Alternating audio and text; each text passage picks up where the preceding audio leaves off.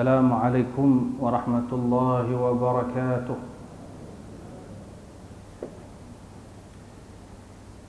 إن الحمد لله نحمده سبحانه ونستعينه ونستهديه ونستغفره ونعوذ بالله من شرور أنفسنا ومن سيئات أعمالنا. من يهده الله فلا مضل له ومن يضلل فلا هادي له.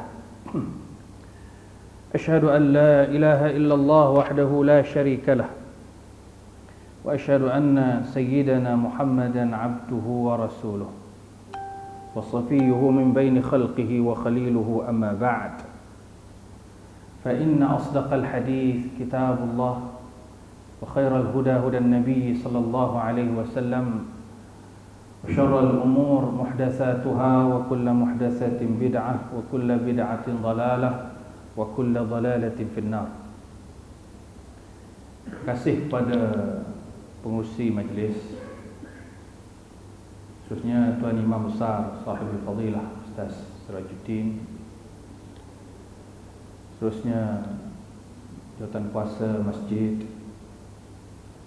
Tuan Imam, Tuan Bilal, Tuan Siap, ayah-ayah, ibu-ibu yang dirahmati lagi dikasihi oleh Allah Subhanahu wa taala. Pertamanya dan sayudianya kita merafakkan rasa setinggi kesyukuran kepada Allah Subhanahu wa taala kerana telah memberikan kita daya dan upaya untuk berhimpun pada malam yang penuh dengan keberkatan ini. Alhamdulillah, sekali lagi saya bersua dengan warga Perlis Darus Sunnah ini,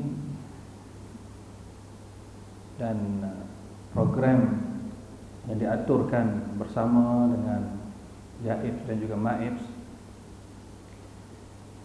Saya sendiri lebih berminat dengan tajuk Al-Quran. Saya beritahu kepada Ustaz Sirajuddin, tajuk Al-Quran ini adalah tajuk Ummahatul Mawdu', ibu kepada segala tajuk.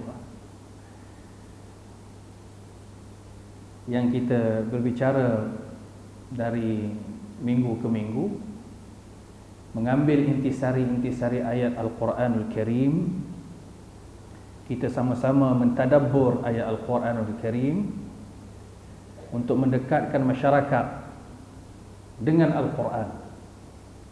Al-Quran dibaca, Al-Quran dihayati. Lebih daripada itu, Al-Quran itu diamalkan. Bagaimana kita mahu beramal dengan Al-Quranul Karim kalau kita tidak memahami dan menghayati maksud dan petikan daripada setiap ayat yang ada dalam Al-Quranul Karim? Maka pada malam ini kita berbicara tentang mutiara surah Yasin yang memiliki 83 ayat. Surah yang ke-36 daripada susunan Rasam Uthmani, dan digelar sebagai surah Makkiyah. Surah apa ibu ayah? Makkiyah, yakni surah yang diturunkan qabla al-hijrah, sebelum daripada hijratun Nabi Mustafa sallallahu alaihi wasallam. Dalam slot-slot sebelum ini saya dah bicarakan sedikit sebanyak tentang tarikh Al-Quran, sedikit sebanyak tentang ilmu al-fawasil, sikit sebanyak tentang tajwid, qiraat, sikit-sikit sebagai satu pendedahan. Saya rasa Ustaz Sirajuddin sangat tuan-tuan beruntung dapat seorang yang alim kabir, qari, qurra yang dalam bidang ini. Tuan-tuan lebih beruntung dapat bersama dengan dia dan boleh menghayati banyak lagi intisari dan mutiara-mutiara dalam Al-Quran Al-Karim. Tuan-tuan dan rahmati Allah, saya mulakan sedikit daripada surah Yasin yang kita biasa baca. Malahan sebahagian negeri menjadikan surah Yasin ini setiap minggu wajib baca, dan dijadikan Khamis malam Jumaat tu mesti baca Yasin. Salah tak nak baca Yasin Khamis malam Jumaat? Tak salah, tuan-tuan boleh baca bila-bila. Setiap hari nak baca dipersilakan. Tetapi dia akan menjadi salah kalau kita mentaksiskan, kita mengkhususkan dan mengaitkan kelebihan membaca Yasin pada malam Jumaat itu dan disandarkan dengan secara yang tidak tepat kepada baginda Rasulullah SAW dengan anggapan ada kelebihan-kelebihan yang tertentu, melainkan apa yang disebutkan oleh Nabi SAW. Nabi tak pernah mentaksiskan Khamis malam Jumaat itu. Dan juga kita akan bahaskan pada malam ini insya-Allah serba sedikit apakah fadilatnya, apakah yang dijadikan sandaran itu tepat ataupun tidak tepat berdasarkan hadis-hadis yang disebutkan, status hadisnya dan sebagainya. InsyaAllah kita akan bahaskan pada malam ini. Tapi saya ambil sedikit, kita jadikan keberkatan malam ini dengan bacaan Al-Quran Al-Karim. Kita ambil beberapa petikan ayat Al-Quran daripada surah Yasin. A'udzu billahi minasy syaithanir rajim.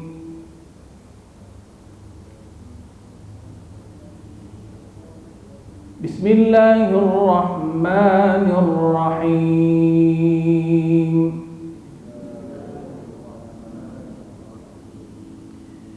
Yasin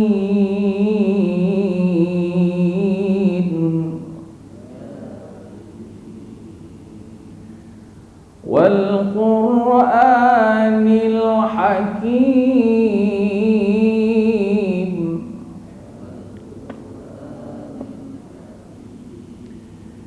innaka laminal mursalin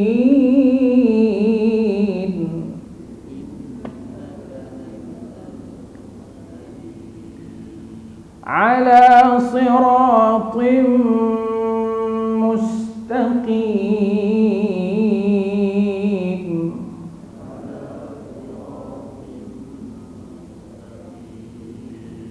tanzilal azizir rahim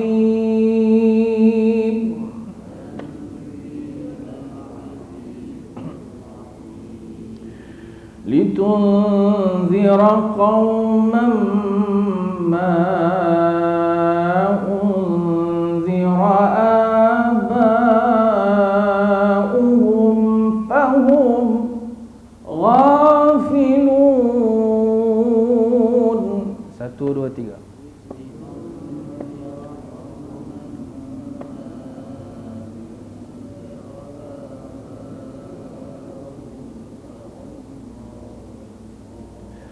لقد حق القول على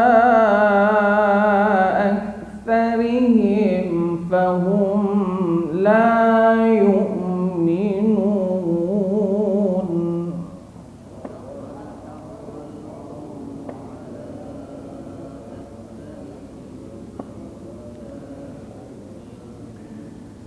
إنا جعلنا في أعناقهم أغلالا فهي إلى الأذقان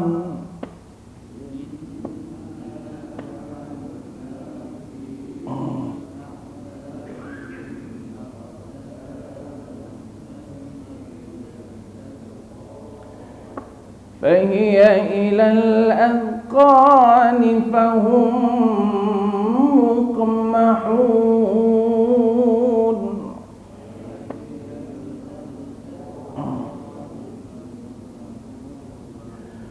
وجعلنا من بين أيديهم سدا ومن خلفهم سدا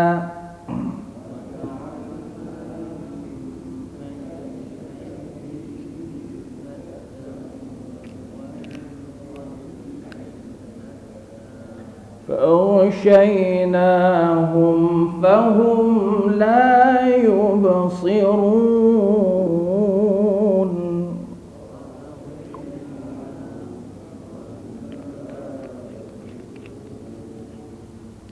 وسواء عليهم أأنذرتهم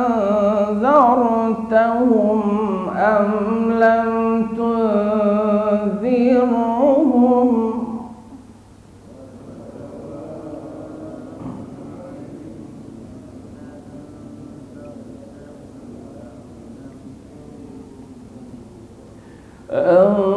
أنذرتهم أم لم تنذرهم لا يؤمنون.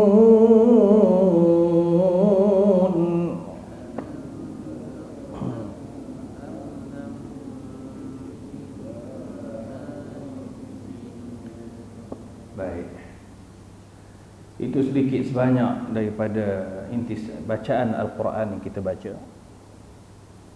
Suara tak apa bersangkut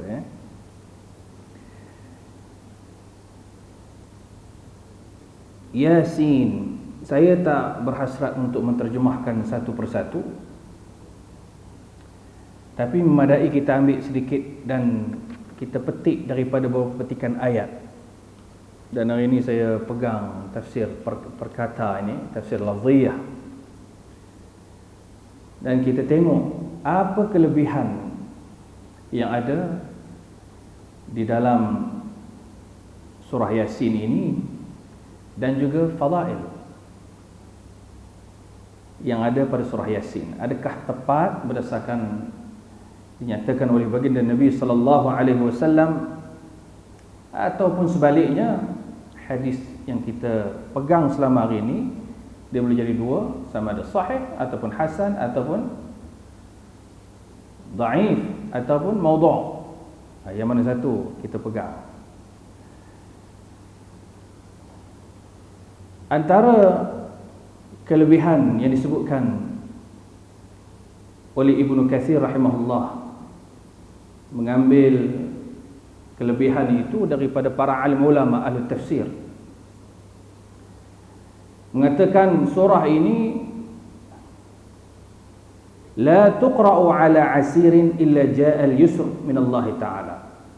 Dia tidak baca dalam keadaan yang sukar, melainkan Allah mendatangkan kesenangan bagi orang yang membacanya. Di antara hadis-hadis yang diriwayatkan berdasarkan kelebihan surah Yasin, antaranya hadis yang diriwayatkan oleh Jundub radhiyallahu taala anhu, qala Rasulullah sallallahu alaihi wasallam, man qara'a Yasin fi lailatin ibtigha'a wajhillah ghufira lah. Barang siapa yang membaca Yasin pada malam, tak kiralah apa malam, dalam hadis ini dia tidak mentaksiskan pada mana-mana malam, mengharapkan keredaan Allah Subhanahu wa taala, maka diampunkan dosanya. Nanti di hujung nanti saya akan bawa apa perincian ahlul ilmi ataupun ahlul hadis berdasarkan hadis-hadis yang kita pegang sebelum daripada ini. Jadi satu kelebihannya mengharapkan daripada bacaan Yasin itu Allah Subhanahu wa taala mengampunkan dosa kita. Itu yang pertama. Juga sebahagian kita bila matinya seseorang, kita pun baca Yasin. Ada satu hadis yang disebut iqra'u ala mautakum Yasin. Bacalah kepada si mati, kepada si jenazah dengan bacaan Yasin. Nanti kita tengok satu hadisnya. Saya ambil daripada kupasan daripada fatwa di wilayah persekutuan. Begitu juga hadis yang diriwayatkan oleh Ma'qal bin Yassar. Sebahagian kita pegang betul Yasin ini kerana menganggap qalbul Quran.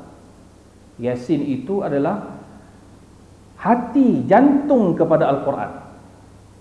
Tuan-tuan nak tengok jantung tak jantung ni, ku apa-apa berlaku mesti Yasin. Betul ya? Lahir baby Yasin. Dah membesar dah baby tu, nak masuk periksa Yasin. Nak masuk dapat kerja, nak pergi interview Yasin.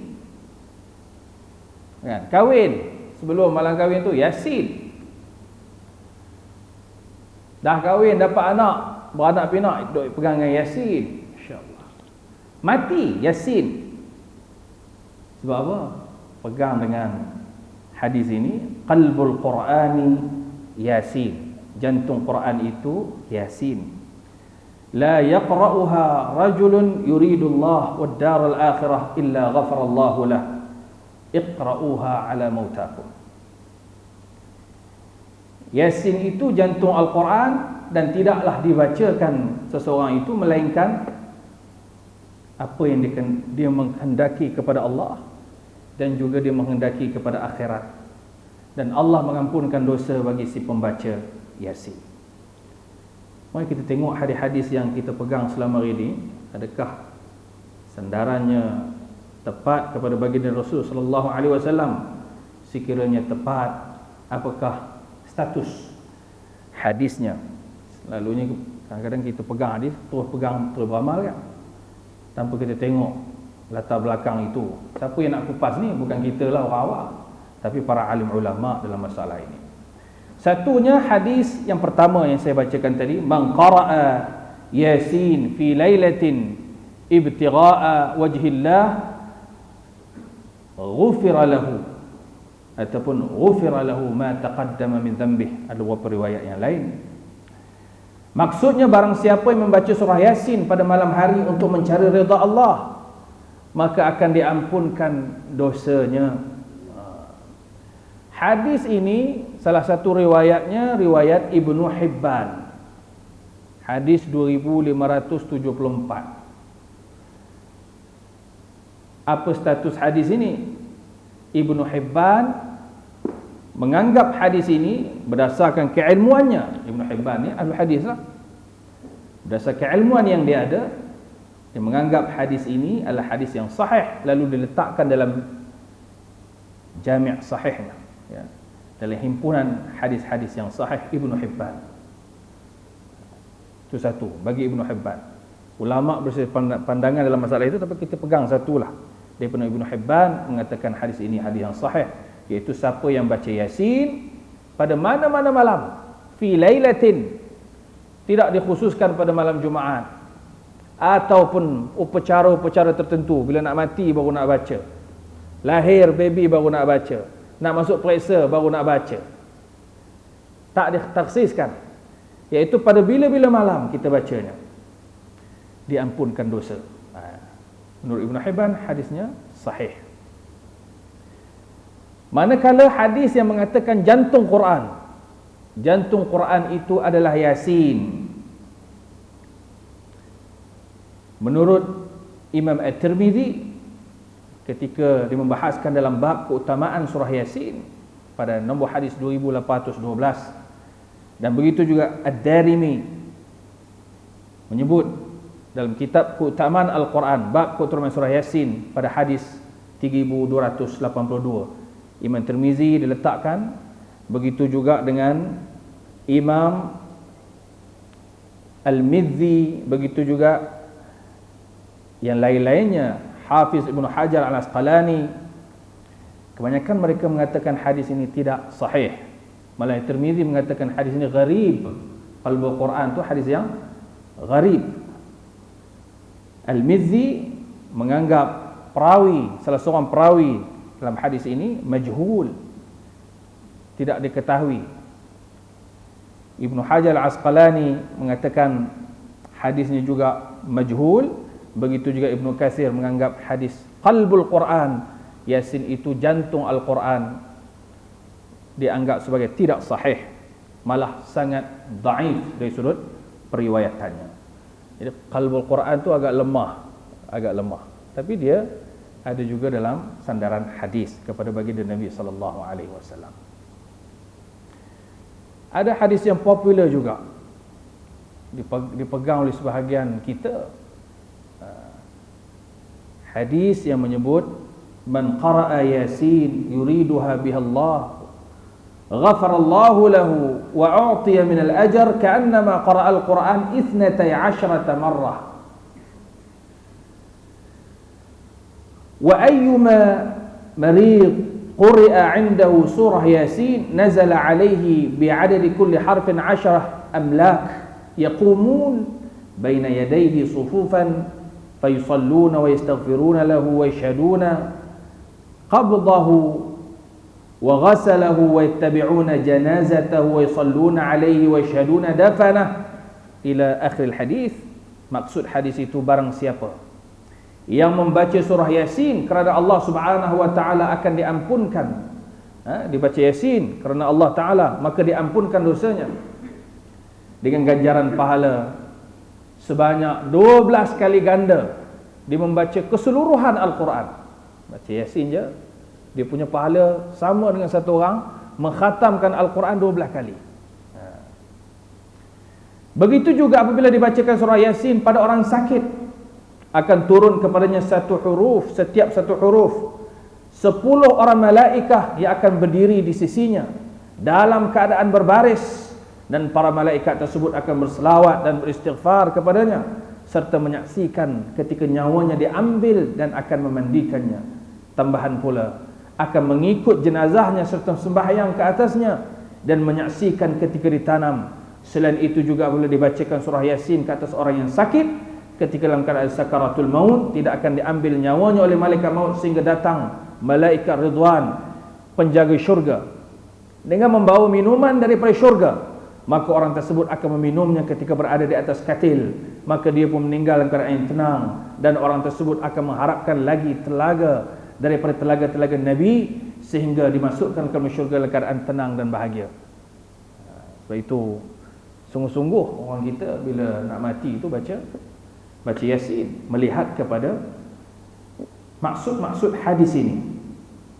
Lalu bila kita tengok dalam kupasan-kupasan ahli hadis mengenai hadis ini, antaranya Syekh Al-Albani menghukumkan hadis tersebut al-hadis yang palsu, dihimpunkan dalam silsilah ad-da'ifah.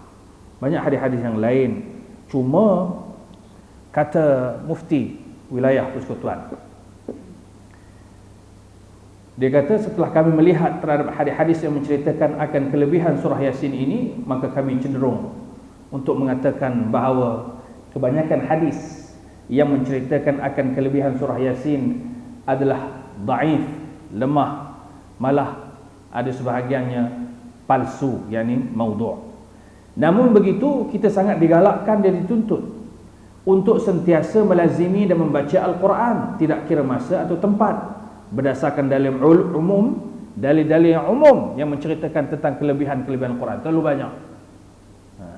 Kita bukan nak spek sangat ataupun stuck kepada satu hadis yang dhaif sampai kita tak boleh nak baca. Kita baca surah Yasin, baca mana-mana surah, kerana setiap ayat yang dibaca memiliki kelebihan. Man qara'a harfan min kitabillah falahu hasanah wal hasanatu 10 amsalha. Barang siapa yang baca satu huruf pun min kitabillah falahu hasanah, dia dapat satu kebajikan. Wal hasanatu 10 amsalha, dan satu kebajikan itu bersamaan 10 gandaan. Yasin kita baca ni dah berapa dah kebajikan dah? 20. Ya, 1 10. Huruf yang kedua sin 10, dah 20. Ada orang diulang tu je, Yasin, Yasin, Yasin. Faham je. Orang Perak kata apa hal? Oi, kedua tu ulang-ulang banyak kali, 40, 60, 80, 100, bukan ganda saya baca. Kan? Bukan begitu maksudnya bacalah sampai berapa banyak kebajikannya itu sentiasa ada. Bayangkan dalam Al-Quranul Karim lebih daripada ratusan ribu huruf. Kalau dikhatamkan Quran itu jutaan pahala daripada gandaan-gandaan huruf ini saja. Belum lagi kita masuk kepada tadabbur. Allahu Akbar. Tadabbur makna Quran. Sebab itu dalam surah Yasin ini Kalau kita perhatikan satu persatu, terlalu banyak mutiaranya. Yasin, apa maksud Yasin? Yasin itu adalah al-huruf al-muqata'ah, huruf yang terputus. Sebahagian ahli tafsir dia tak terjemah maksud Yasin, Yasin, Yasin. Sebahagian ahli tafsir dia terjemahkan maksudnya. Yang suka terjemah ni Ibnu Abbas. Dia terjemah Alif Lam Mim pun dia terjemah. Alif itu mewakili Allah, Lam itu mewakili malaikah, Mim itu mewakili Muhammad bin Abdullah. Itu Ibnu Abbas. Macam mana dia boleh tafsir macam tu? Sebab Nabi bagi approval kat dia. Nabi kata, Allahumma faqihhu fid din wa'allimhu ta'wil. Ya Allah, kau mahirkanlah dia dalam urusan agama dan kau alimkanlah dia dalam ilmu tafsir. Sebab itu Ibnu Abbas dia berani tafsir Quran. Kita suka-suka tafsir boleh tu tak? Yasin, apa Yasin ni? Toh jiran aku kot nama Yasin, Muhammad Yasin. Tak boleh. Sebahagian ahli tafsir diserahkan seperti Abdullah bin Mas'ud. Allahu a'lamu bi muradih. Abdullah bin Mas'ud dia tak terjemah. Dalam banyak huruful muqata'ah dia tak terjemah. Tapi Abdullah bin Abbas dia terjemah. Yasin ada maksudnya dan sebahagiannya daripada pecahan-pecahan terjemahan itu ada yang mengatakan itulah nama baginda Nabi sallallahu alaihi wasallam. Ala Yasin Habibillah tu kan. Kita sebut selawat tu, ala Yasin Habibillah. Sebahagian mengatakan nama itu Yasin itu merujuk kepada nama Nabi kita Muhammad sallallahu alaihi wasallam, seperti mana Taha. Taha juga sebahagian ahli tafsir mengatakan nama ala Taha Rasulillah, nama Nabi kita Muhammad sallallahu alaihi wasallam. Ada yang terjemah, ada yang tidak terjemah. Wal Qur'anil Hakim, Quran yang penuh dengan hikmah, yang diturunkan kepada junjungan besar baginda Nabi sallallahu alaihi wasallam. Innaka laminal mursalin, sesungguhnya engkau wahai Muhammad digolongkan daripada golongan para rasul. Ini pembukaan ayat ini menceritakan tentang keistimewaan junjungan besar baginda Nabi sallallahu alaihi wasallam wa atammu taslim. Kemudiannya Allah Subhanahu wa taala sebut antara kelebihan-kelebihan Nabi dalam ayat 1 hingga ayat ke-11. Ayat ke-1 hingga 11 tu banyak cerita pasal Nabi kita Muhammad sallallahu alaihi wasallam. Ala siratim mustaqim, Nabi yang berada di jalan yang lurus. Tanzilal azizur rahim, diturunkan oleh Allah Subhanahu wa taala yang maha perkasa lagi maha kekal kasih sayangnya. Dijadikan Al-Quran itu kepada Nabi kita sallallahu alaihi wasallam litunzira qauman ma unzira aba'uhum fahum ghafilun, sebagai satu amaran kepada kaum Nabi kita sallallahu alaihi wasallam, untuk diberikan amaran itu kepada aba'uhum fahum ghafilun, datuk nenek moyang mereka yang mana mereka ini lalai. Diteruskan lagi, laqad haqqal qawlu ala aktsarihim fahum la yu'minun, sesungguhnya telah tetap berlaku perkataan hukuman ala aktsarihim, terhadap kebanyakan mereka, fahum la yu'minun, dah diberikan peringatan kepada tok nenek moyang mereka daripada bangsa Quraisy, pembesar-pembesar mereka, tapi tak juga beriman. Inna ja'alna fi a'naqihim aghlalan fahiya ila al-adqani fahum muqmahun, sesungguhnya kami telah menjadikan leher-leher mereka belenggu fahiya ila al-adqan, lalu ia dengan tangan mereka diangkat, dikumpulkan ke dagu mereka. Fahum muqmahun, maka mereka adalah orang-orang yang terdongak. Terima ayat Quran, diberikan peringatan, tapi seolah-olah tak ada buat apa. Ini macam ni, diberikan gambaran dalam Al-Quran begitu. Lalu Allah Ta'ala sebut, وَجَعَلْنَا مِنْ بَيْنِ أَيْدِيهِمْ سَدًّا وَمِنْ خَلْفِهِمْ سَدًّا faghshaynahum fahum la yubsirun. Berilah Quran itu bagaimanapun, datangkanlah dalam pelbagai bentuk peringatan daripada Nabi kita sallallahu alaihi wasallam kepada umatnya. Tapi ada sebahagian daripada pembesar-pembesar Quraisy, Allah telah letakkan saddan, sekatan untuk menerima hidayah. Dari mana tak boleh terima hidayah? Dari depan pun ada sekatan, di belakang pun ada sekatan. Orang kita dapat ayat ni dijadikan ayat nak lepas Roblox. Ni tambah musim Covid ni kan. Oh, dia kata kalau nak lepas Roblox tu baca ayat 9 surah Yasin. Ini bukan ayat lepas Roblox. Ini ceritanya. Ceritanya apa tuan-tuan? Hidayah tak boleh diterima oleh sebahagian besar daripada pembesar-pembesar Quraisy kerana mereka bongkak ego, tak boleh terima baginda Rasul sallallahu alaihi wasallam. Malah bukan pembesar Quraisy Arab sahaja yang tak boleh terima ni, juga daripada bangsa Bani Israel yang kemudiannya duduk di Madinah Al-Munawwarah. Tapi ayat ni lebih banyak berkisar di Makkah, situasi di Makkah, daripada kalangan pembesar-pembesar Quraisy. Tuan-tuan tengok ayat ni, bila kita perhati satu-satu tuan-tuan ya, tengok tafsir. Oh, kenapa Allah dia cerita ni, cerita banyak pada bangsa Arab? Kenapa? Kita tengok, rupanya ayat ni turun di Makkah dan sebelum hijrah. Ni surah Yasin ni.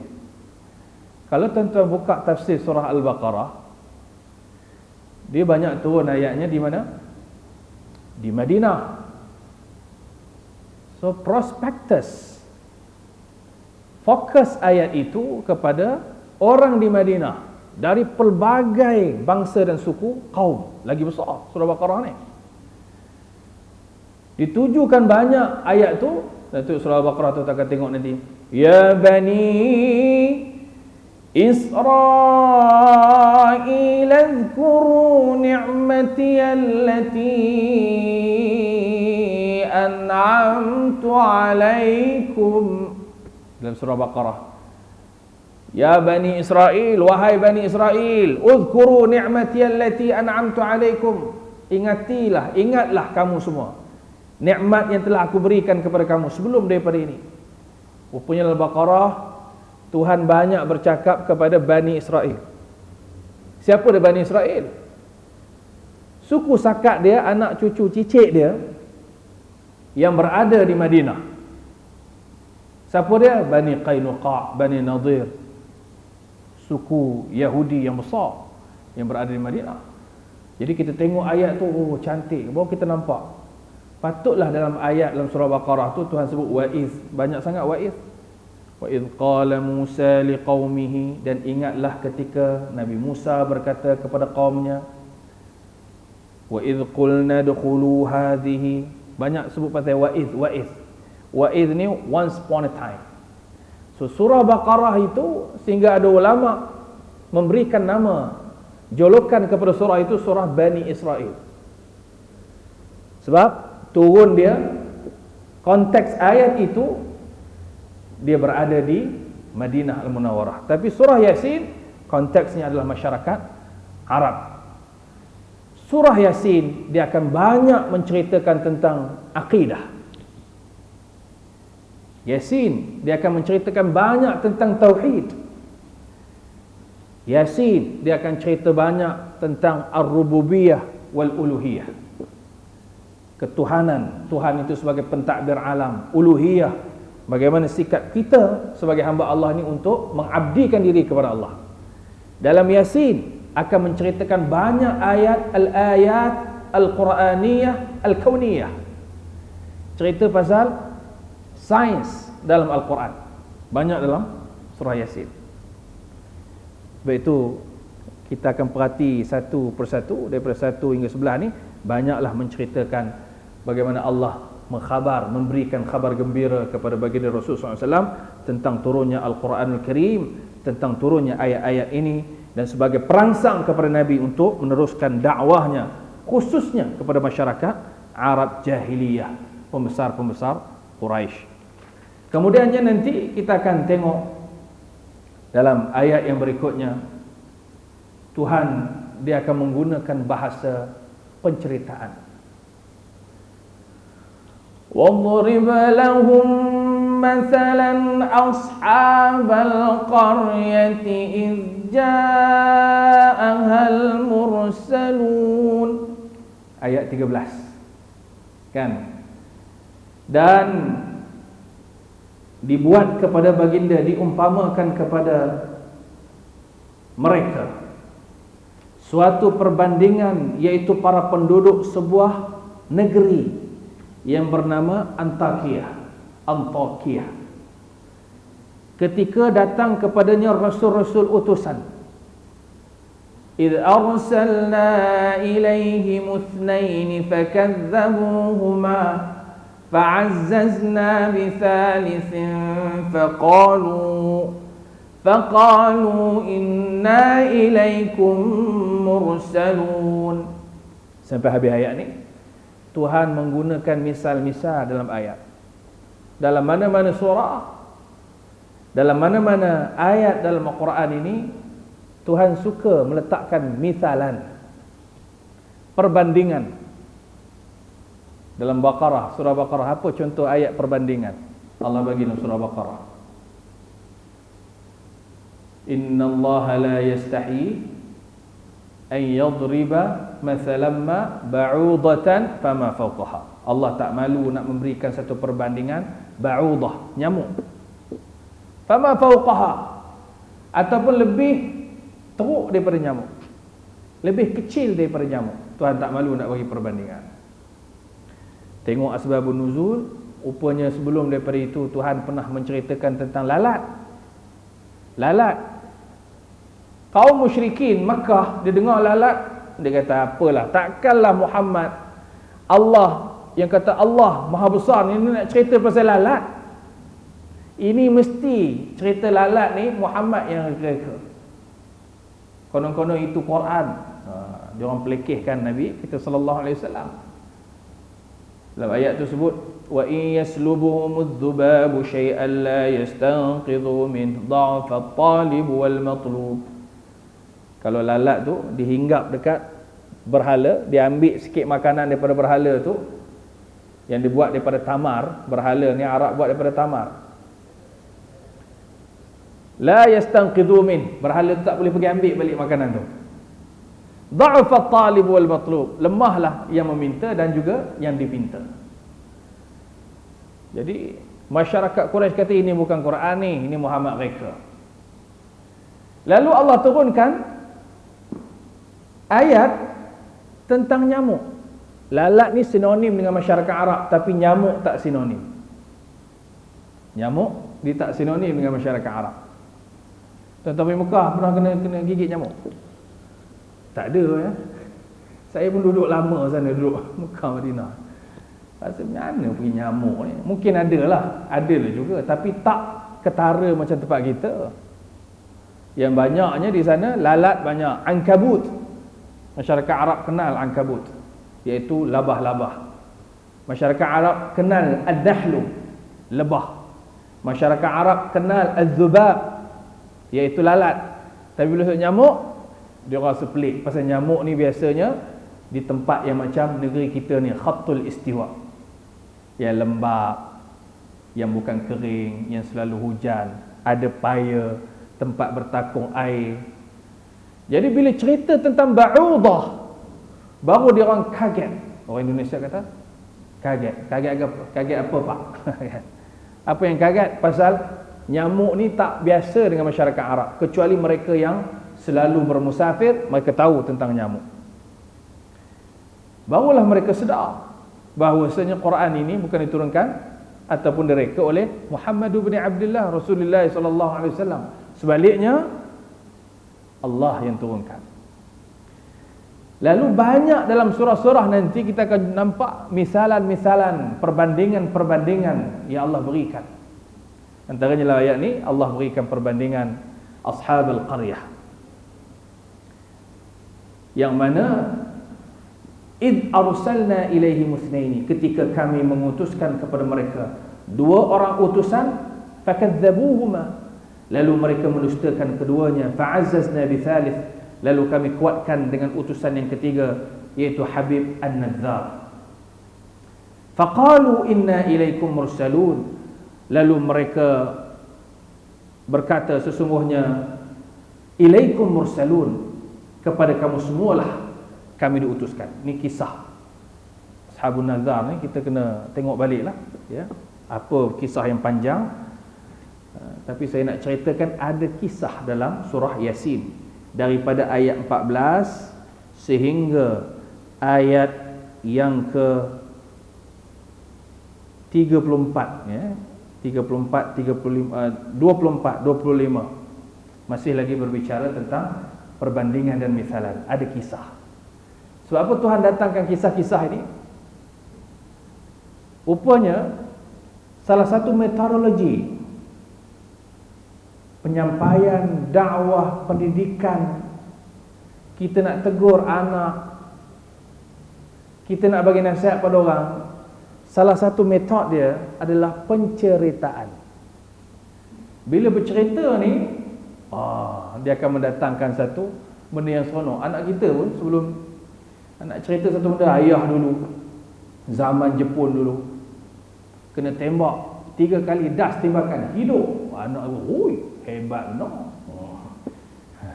Dia tembak tapi tembak tak kena lah.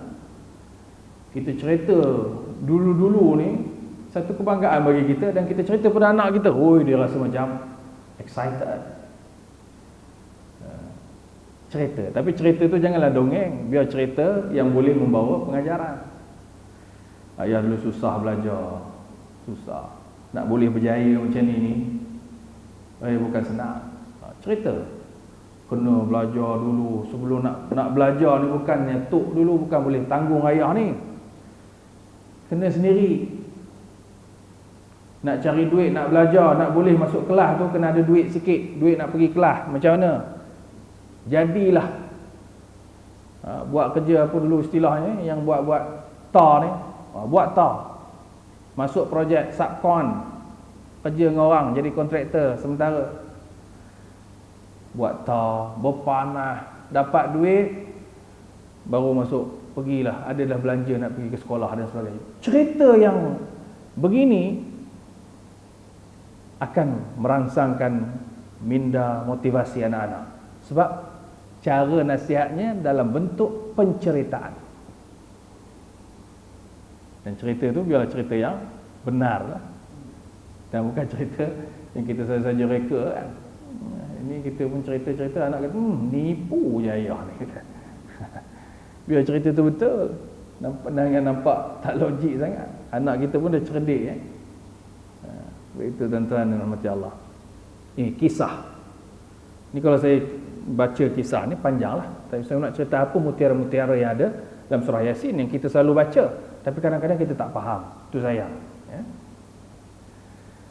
Dalam surah Yasin juga kita akan lihat terlalu banyak Allah Subhanahu wa taala menceritakan tentang al-ayat al-kauniyah, tanda-tanda kebesarannya dalam penciptaan alam.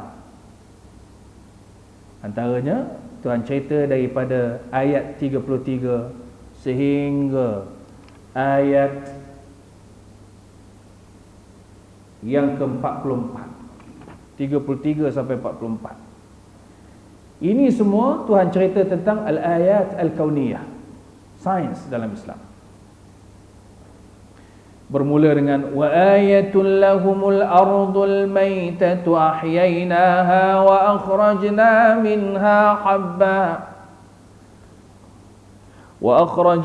minha habban faminhu ya'kulun. Nanti bagi tahu kita azan ya. Belum bagi tahu saya. Dan di antara tanda bagi mereka iaitu adalah dengan adanya bumi al-maitah, al-ardul maitah, sifat kepada bumi itu mati. Lalu Tuhan kata ahyainaha. Kamilah yang menghidupkan bumi yang mati itu dengan hujan yang turun. Bumi gersang, bumi mati, pokok-pokok yang baru benih, baru tunas. Siapa yang menghidupkan dia? Allah Jalla wa'ala. Dengan bumi yang ada, dengan hujan yang Allah turunkan, ahyainaha, kami yang hidupkan. Wa akhrajna minha habban faminhu ya'kulun. Dan kamilah yang keluarkan daripadanya, yakni bumi yang mati itu, habban, biji-bijian, faminhu ya'kulun, maka darinya lah mereka makan. Sebab itu tuan-tuan, tanam pokok, cuba hayati ayat ni.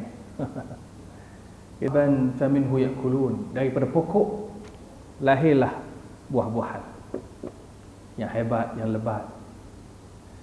Kenapa Tuhan guna, kita ambil sikit faedah daripada ayat wa akhrajna. Tuhan tak kata wa akhrajta, kamu yang mengeluarkan, kamu yang tanam, kamu yang bubuh benih, kamu yang cari tempat yang elok, kamu yang kawinkan pokok tu. Tuhan tak kata wa akhrajta, tapi Tuhan kata wa akhrajna, kamilah yang keluarkan buah-buahan tu. Sebab apa Tuhan kata begitu? Tuhan nak ajar kepada kita bahawa setiap yang ada hasil mahsul daripada muka bumi ini, walaupun kita usahakan, tapi yang bagi sikit, bagi banyak, bagi lebat buahnya, bagi hasilnya banyak ataupun bagi hasilnya sedikit, adalah Tuhan. Sebab itu dalam banyak ayat yang tentang penciptaan muka bumi, hasil mahsul yang ada pada bumi ini, Tuhan akan kata wa akhrajna, kami yang keluarkan. Maksud daripada ayat tu apa? Bila kami yang keluarkan, kamu kena kongsi apa hasil yang kami beri ni, Tuhan kata. Kongsi macam mana? Kalau cukup nisab, cukup haul, cukup syarat, keluarkan zakat daripada hasil mahsul tu. Kalau padi, pertanian padi, maka ambil bahagian daripadanya, berapa? 1/5 atau berapa daripadanya, keluarkan zakat. Kalau sawit, keluarkan daripada sawit tu, daripada apa? Sawit ni zakat apa? Dia zakat pertanian, dia zakat perniagaan. Keluarkan daripada bahagian dia, cukup nisab dia, katakanlah ikut negeri masing-masing 17,000 lebih, maka kita keluarkanlah zakat daripada sawit itu. Kalau nakkan keberkatan, kalau nakkan rezekinya lebat, hasil mahsulnya banyak, duitnya melekat, maka keluarkan zakat. Saya ingat tempat saya pergi, saya salah seorang pendakwah ni jugalah, korporat ataupun bahasanya duta lah untuk Majlis Agama Islam Perak. Jadi dalam banyak survey kita pergi, Perak ni subur dengan pertanian, subur. Ada 2 daerah yang duduk bersebelahan, 2 daerah. Saya tak nak sebut daerah ni, kau ada adik-beradik kat situ. 2 daerah ni yang menghasilkan pertanian padi yang terbesar di Perak. Tuan-tuan boleh faham, boleh tahu dulu. Duduk sebelah-sebelah. Tak di Perak, bukan Selangor, Perak. Perak. Saya sebutlah ya, Bagan Serai dengan Paik Buntak. Bagan Serai, Paik Buntak ni kira belah Perak dia paling banyak hasil lah, padi. Tapi compare dua ni, Paik Buntak dengan Bagan Serai, mana lebih banyak padi dia? Banyak menghasilkan padi lah, yang subur lagi padi dia. Agak-agak tuan-tuan belah mana? Betul. Ayah anda duduk sebut tu, Bagan Serai. Duduk sebelah, tanah yang sama. Yang bagi upah ni semua orang lebih kurang ya. Orang tu juga pusing-pusing. Iklim yang sama, hujan yang sama.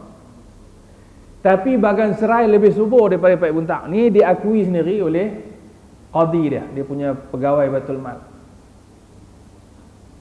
Okay. Dia kata agak-agak pasal apa? Dia kata kan. Pasal apa bagan serai lebih subur daripada pek buntak, dia kata. Bila cek balik, petani-petani dia bagan serai, mereka bayar zakat. Ramai yang bayar zakat lah. Berbeza dengan orang di pek buntak. Bukan mereka tak bayar zakat, tapi tak berapa nak ramai. Sebab itu bumi di bagan serai subur lagi. Kalau belah Perlis ni mana yang lebih subur? Itu dia. Arau ke, Kangak ke, belah mana yang lebih subur? Maknanya kalau subur tu diyakini insya-Allah orang dia bayar zakat. Kan? Cukup je berapa persen? 1/5 kira macam mana tu? Lepas tolak ni dia bayar zakat. Insya-Allah barakah. Dia tak tunggu, dia tak ada haul. Kan kalau padi ya. Dia tak ada haul, cukup terus bayar. Barakah tuan-tuan. Tengok yang relung yang hak orang bayar zakat dengan orang yang kalau katalah dia tak cukup bayar zakat, tolak tak lepas Ustaz, tak lepas. Dia tak bayar zakat sebab pasal tak lepas tu, tapi dia infak. Jangan kita lepas kata kami memang tak bayar zakat pasal tak cukup. Duk bayar tu, duk bayar ni, duk hutang tu, duk hutang ni. Jadi tak ada bayar apa? Saya tak ada bayar, saya lepas tangan. Dia lepas tangan, memang lepas betul lah. Tuhan lepas diri daripada dia. Paling tidak diinfak. Kalau kata dia tak cukup zakat, dia infak. Dia wakaf dengan kadar yang dia ada. Hak ni insya-Allah barakah rezeki dia. Ini real tuan-tuan bila kita tengok masyarakat. Ada setengah tu, ada jenis yang bayar zakat ni. Ni tempat saya lah. Saya pergi tengok sana. Ada seorang haji ni, dia bayar setiap tahun dia bayar zakat. Setiap tahun.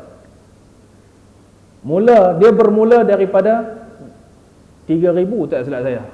3,000. Dia orang kampung. Mana 3,000 kita tahu dah 2.5%. Berapa dia punya hasil tu? Daripada perniagaan kecil, daripada tanaman-tanaman. Tak, ini bukan padi, ini perniagaan. Perniagaan. Jadi tuan-tuan, mana tadi? Dia bayar 3,000. Dia bayar 3,000. Setiap tahun dia kata, kesan daripada dia bayar zakat, tahun depan naik lagi 3,000. Daripada 3,000 naik 5,000. 10 tahun dia dah bayar zakat 30,000. Dia naik. Maksudnya apa tuan-tuan? Orang bayar zakat, hasil dia, pendapatan dia semakin naik. Dia berbeza dengan orang yang kata, kalau aku bayar zakat, habis tak ada agak aku. Dia duk ingat dia disimpan tu, duit dia akan makin berkembang. Tak, orang yang simpan, kedekut, tak nak keluar duit, bakhil dia panggil. Bila bakhil, Tuhan bakhil dengan dia. Tuhan pun tak nak bagi lebih kat dia. Sebab itu dalam Quran sebut, وَلَا يَحْسَبَنَّ الَّذِينَ يَبْخَلُونَ بِمَا آتَاهُمُ اللَّهُ مِنْ فَضْلِهِ هُوَ خَيْرًا لَهُمْ بَلْ هُوَ شَرٌ لَهُمْ. Janganlah disangka orang yang bakhil dengan apa yang Allah berikan kepadanya daripada nikmat-nikmatnya, itu lebih baik dia simpan duit dalam bank, kan? Aku tak nak keluar duit, duk bagi tu, duk bagi ni, duk keluar zakat, duk infak, habislah duit aku. Kita duk ingat duit tu akan berkembang. Rupanya Tuhan kata tak, bal huwa syarrul lahum, itu bukan baik bagi dia, sebaliknya itu buruk bagi dia. Sayutawwaquna ma bakhilu bihi yaumal qiyamah, maka dia akan jadi liability pada diri dia, susah kat dia nanti pada hari kiamat. Ila akhir ayat. Jadi Tuhan cerita, rupanya rezeki ini aku yang berikan. Wa akhrajna, dalam ayat dalam surah Baqarah, kita baca ayat tu. Dzalikal kitabu la raiba fihi hudal lil muttaqin alladzina yu'minuna bil ghaibi wa yuqimuna as-salah wa mimma razaqnahum. Nampak tu? Tuhan bahasakan tu. Yunfiqun, kamu kena infak rezeki yang kami berikan kepada kamu. Tuhan guna bahasa. Rezeki ni Tuhan mesti kaitkan dengan diri dia, dengan kebesaran dia, dengan zat dia. Pasal dia berikan, dia boleh tarik balik dan dia boleh beri lebih daripada itu. Sebab itu tuan-tuan tengok orang yang gunakan rezeki Allah beri pada dia ni lillahi ta'ala, diguna fi sabilillah, digunakan untuk madrasah, digunakan untuk masjid, digunakan untuk pengajian, digunakan untuk lillahi ta'ala. Rezeki dia tak putih. Rezeki tak putih. Saya selalu kongsi bab ni. Kalau tuan-tuan pergi Mekah, saya selalu ceritalah kalau siapa pergi Mekah tu, saya kata ada satu masjid di Mekah, dia nombor 2 besar selepas daripada Masjid Haram.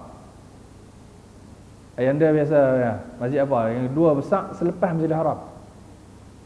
Orang kata Masjid Nabi ya kan? Itu Madinah. Ni kat Mekah, dia nombor 2 besar. Masjid Abdul Aziz Ar-Rajihi, nama masjid tu. Ar-Rajihi, Rajihi ni, kita kat Perlis ni saya tak tahu lah ada tak bank Ar-Rajihi. Ada bank Ar-Rajihi? Ada ke Rajihi?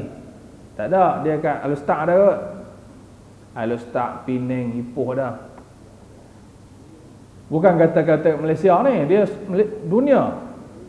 Ar-Rajihi tu, dia kira orang Arab ni, dia antara terkaya lah, selain daripada raja-raja lah. Dia buat satu masjid besar, Masjid Abdul Aziz Ar-Rajihi, dekat Aziziyah di Mekah tu. Di Aziziyah nama tempat tu. Dia wakafkan lillahi ta'ala. 5 tahun lepas, 6 tahun lepas, dia reta dia ni 10% Islamic Fund World ni, dalam dunia ni berapa, mungkin trilion. Dia punya dana dia dalam tu 10%. Bayangkan, trilion tu dia 10% dekat Islamic Fund tu. Jadi dia habaq 5 tahun lepas, dia kata aku dah let go semua dah. Aku dah rasa kekayaan ni tak ada apa dah. Let go semua benda. Legasi dia duk buat. Kawan tu lah ni, Syekh Abdul Aziz Ar-Rajihi tu, duduk kat masjid. Dia dah meninggal ke saya tak ingat, baru setahun 2 ni, saya tak pasti. Daripada dulu sampai lah. Cuma lah ni, dia banyakkan masa dia, dia tak mau fikir dah. Tak mau fikir ada bank ke apa ke dana dia ni, tak mau fikir lah. Dia habiskan masa dia di Masjidil Haram, di masjid dia. Tapi reta dia duk berjalan. Masya-Allah. Hebat orang yang Allah berkati, digunakan rezeki dia, dibangunkan umat. Bukan masjid saja, dia bangunkan pembangunan ekonomi umat. Dia ambil inspirasi itu daripada siapa? Daripada sahabat-sahabat Nabi, daripada Nabi kita sallallahu alaihi wasallam. Dia ambil daripada inspirasi para sahabat ridwanullahi alaihim ajma'in. Tetapi Madinah, saya habaqlah dalam awal tahun, awal bulan baru ni di Masjid Tuanku. Pi Madinah, siapa pi Madinah? Lepas Covid lah pi sekarang. Di Madinah tu ada satu, tuan-tuan akan tengok banyak hotel-hotel baru yang diuruskan oleh satu syarikat Manazil, nama syarikat tu. Tapi projek itu dimiliki oleh siapa? Ditulis itu Al-Mashru' Sayyiduna Uthman bin Affan radhiyallahu anhu. Projek ini dimiliki oleh Sayyidina Uthman bin Affan. Tapi Sayyidina Uthman ada tak? Dia tak ada dah. Ada kat Baqi' Al-Gharqad. Tapi legasi dia berjalan. Rezeki dia, dia punya khazanah harta dia masih lagi berjalan. Di bawah Wizarah Al-Awqaf, di bawah Kementerian Waqaf, berjalan. Dengan reta dia itu, itulah Masjid Nabi SAW. Tuan-tuan pergi masuk Masjid Nabi, bayar elektrik. Tuan-tuan ada bayar elektrik lah Masjid Nabi tu? Tak ada api, air, air zam-zam. Dana apa tu? Dana wakaf. Tuan-tuan tak bayar pun tu. Malah tuan-tuan pergi Mekah tu sebenarnya free ya. Tabung pun cari tak ada. Ada orang kita dia pergi masjid, kata ustaz, saya nak masuk duit ni. Ada mana tabung kat masjid ni? Sini tak ada tabung. Depa punya jalan tu memang dah wakaf siap dah. Tuan-tuan nak wakaf boleh, tapi dia bukan masuk dalam tabung gitu. Dia ada kaunter wakaf dia. Ada cara dia macam tu. Boleh nak wakaf di Masjid Nabi, Masjidil Haram boleh. Tapi ada cara lah.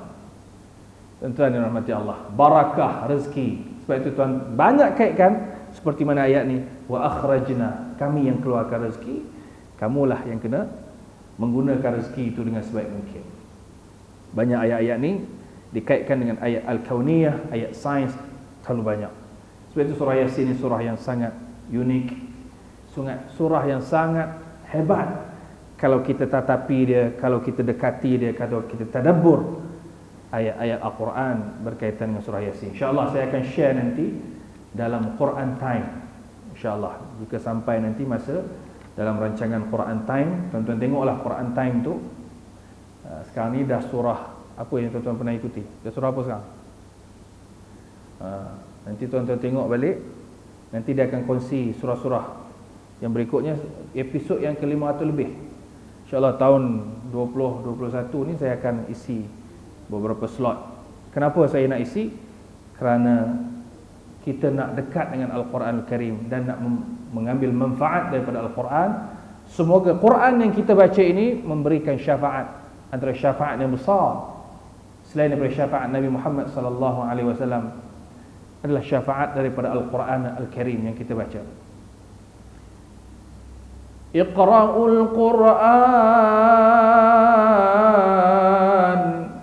fa innahu ya'ti yawmal qiyamah syafi'an li ashabi. Bacalah Quran, tadabburlah Al-Quran, kerana Al-Quran itu akan datang pada hari kiamat memberi syafaat kepada orang yang tadabbur dia, orang yang baca, orang hayati Al-Quran. Itu Quran tuan-tuan, jangan biarkan begitu saja baca dia. Ni saya tengok Quran kat sini ni nampak gaya berusik lah. Adalah gaya berusik tu. Tahu berusik bahasa orang Perak. Berusik tu adalah kacau-kacaunya tu. Dia kalau susun elok je tu, maknanya tak adalah orang bacanya. Tanda usik tu artinya tanda baca. Dia boleh kenal lah Quran tu. Kalau helaian dia tu nampak selerak sikit, itu tanda ada pembaca. Tapi kalau bersih, macam Quran ni saya baru buka ni, bersih tak ada apa kan, itu tak ada orang baca itu. Itu musibah musibah. Sebab itu Quran kena baca. Guru saya banyak tekankan hal itu. Dia kata sentiasalah dengan Quran. Jangan biarkan. Kalau hari-hari kita boleh ni, tak miss ni, handphone ni, YouTube, Facebook, IG, ada yang miss? Tak ada. Daripada anak kecil sampailah Tok Wan, Tok Ki. Tok saya pun ni, Tok saya 98 umurnya. Video conference lagi. Nak jumpa cucu tak boleh PKP, video conference. Jangan main macam ni kan. Maknanya semua peringkat umur dengan handphone tidak ada masalah. Tapi adakah kita bermasalah dengan Quran? Sebab itu Quran jangan tinggalkan walaupun sehari. Tinggal Quran, maka bermulalah titik-titik hitam. Bila ada titik-titik hitam, bermulalah perangai nifaq. Jadi munafik, sikit-sikit munafik. Munafik ni macam mana? Paginya okey, petangnya tak okey. Yang paling bimbang, yusbihu mu'minan wa yumsi kafiran wa yumsi mu'minan wa yusbihu kafiran. Pagi mukmin, petang kafir. Petang kafir, pagi mukmin. Ayadzan billah. Takut benda tu ya.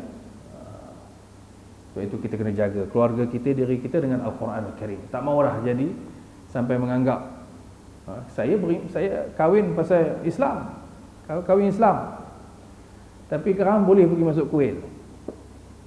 Pasal apa ada perasaan macam tu? Pasal Islamnya tidak kuat. Hadis tu real. Paginya mukmin, petangnya kafir.